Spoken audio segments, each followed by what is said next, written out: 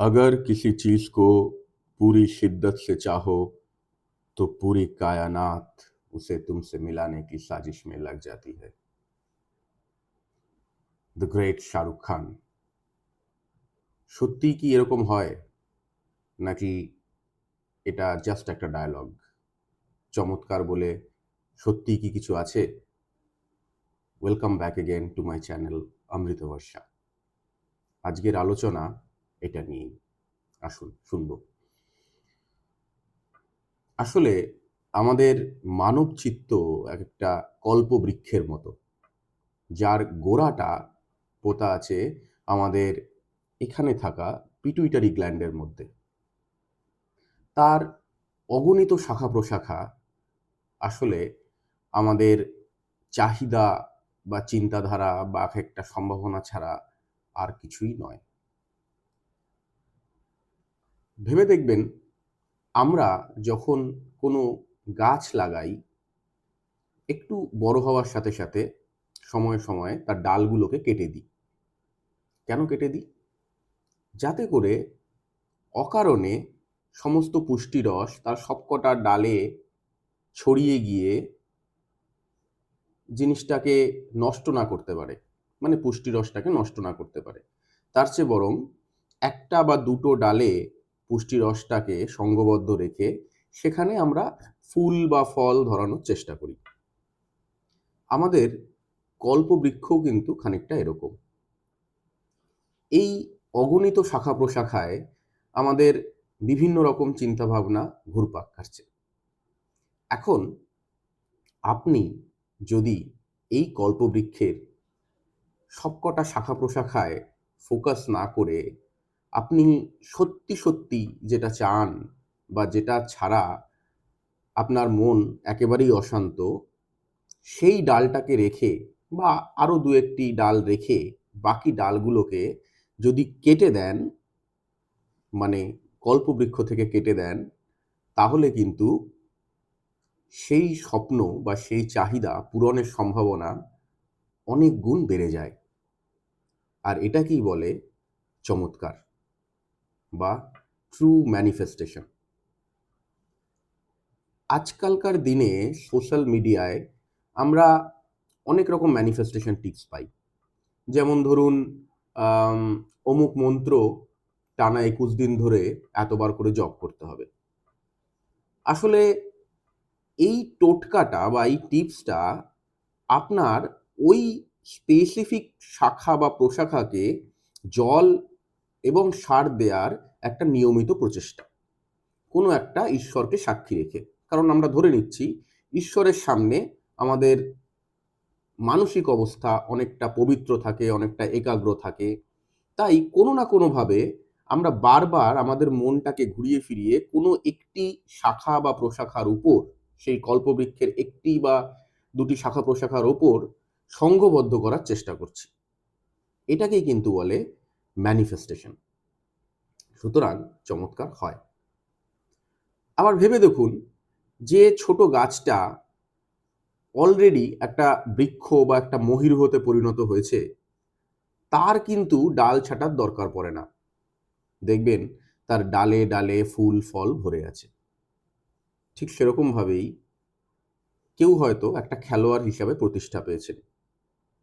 প্রাথমিকভাবে লোকে চেনে তাকে একটা ভালো খেলোয়াড় হিসাবে, কিন্তু তার সাথে সাথে সে অর্থ উপার্জন করেছে, সে মান যশ উপার্জন করেছে এবং তার অনেক ছোটোখাটো স্বপ্ন পূরণ হয়ে গেছে। কিন্তু যখন সেই গাছটা ছোট ছিল, যখন সবে সে বাড়ছিল, তখন কিন্তু ডাল ছাঁটার একটা প্রয়োজন ছিল। তখন কিন্তু তার লক্ষ্য ছিল শুধুমাত্র ভালো খেলাটা, তার স্বপ্ন ছিল শুধুমাত্র ভালো খেলাটা। যদি সেটা না হয়ে থাকে, তাহলে এই কল্পবৃক্ষের মহীরুহ হওয়ার সম্ভাবনা অনেকটাই কমে যাচ্ছে। একবার ভেবে দেখুন, আপনার 100টা চাহিদার যে শক্তি, সেই সমগ্র শক্তি যদি একটি চাহিদার উপর এসে পড়ে, তাহলে সেই চাহিদার শক্তি 100 গুণ বেড়ে যায়। তখন ইন্দ্রিয়গুলো সেইভাবে অ্যালাইনড হয়ে যায়, তারা সেভাবে কাজ করতে আরম্ভ করে। ইউনিভার্স আপনার কথা শোনে। ঈশ্বরীয় শক্তি আমাদের প্রত্যেকের মধ্যেই তো একটা কনসাসনেস আছে, একটা ঐশ্বরিক সচেতনতা আছে। তো সেই সমগ্র সচেতনতা একটা বিন্দুতে কেন্দ্রীভূত হয়, আর এটাকেই স্বামীজি বলছেন focus. Doctor APJ Abdul Kalam বলছেন ড্রিম অ্যান্ড চেজ। তাহলে আমরা কি রোজ রোজ নতুন নতুন ড্রিম করবো আর চেস করবো? Not possible. তাই dream once and chase forever. তো এটাই হচ্ছে কিন্তু মূল মন্ত্র। তাহলে এখানে একটা কিন্তু থেকে যাচ্ছে।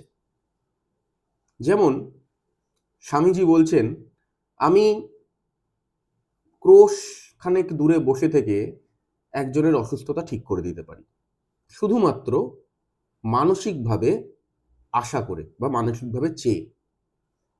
তাহলে এক ক্রোশ বা 1 মাইল বা কয়েকশো মাইল দূরে বসে যদি এই মানসিক ক্ষমতার বলে একজন অসুস্থকে সুস্থ করার ক্ষমতা থাকে, তাহলে এই মানসিক চাহিদার বলে তো মানুষের ক্ষতি করারও সম্ভাবনা থাকতে পারে, তাই না?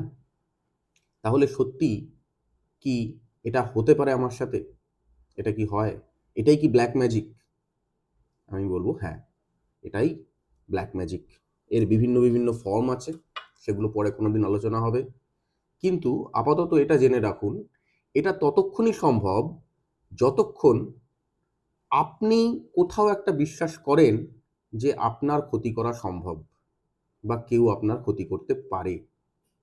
স্বামীজিও কিন্তু একটা অসুস্থ মানুষকে ততক্ষণই সুস্থ করার ক্ষমতা রাখে যতক্ষণ সেই অসুস্থ মানুষটা সুস্থ হতে চায়। সহজ কথায় বলতে গেলে আপনার কল্পবৃক্ষ, আপনার কল্পনা জগৎ একান্ত আপনার, এতে আপনারই অধিকার, যতক্ষণ না আপনি দরজা খুলে কাউকে প্রবেশ করার অনুমতি দিচ্ছেন। যেমন আম গাছে যদি জাম ধরাতে হয়, তাহলে আপনাকে গ্রাফটিং করতে হবে। তাহলে এটা সম্পূর্ণ আপনার উপর নির্ভর করছে যে আপনি গ্রাফটিং অ্যালাউড করছেন কি না। যদি না করেন তাহলে কিন্তু এটা কখনোই সম্ভব হবে না। কেউ আপনার ভালো বা ক্ষতি দুটোর কোনোটাই করতে পারবে না। পুরোটাই আপনার চাওয়ার উপরে। যেমন আমরা গুপি বাঘা ফিরে এলো তো দেখেছি। কি বলছেন সেখানে দ্য গ্রেট সত্যজিৎ রায় ডায়ালগটা মনে পড়ছে। আম যদি তোরা হতে চাস বস হবি, বস নয়তো নয়। তার মানেটা একটাই। তার মানে আপনি যদি না চান তাহলে কেউ কিছু করতে পারবে না আপনার উপরে। তাই নিজের কল্পবৃক্ষকে সংঘবদ্ধ করুন, নিজের কল্পবৃক্ষ নিজের কাছে রাখুন, তাকে নিজের মতো করে বাড়িয়ে তুলুন। এটাই আপনাদের কাছে আজকে আমার মেসেজ। এই অবধি বলে আজকে শেষ করছি। ভালো থাকবেন, সুস্থ থাকবেন। আবার দেখা হবে খুব শিগগির। নমস্কার।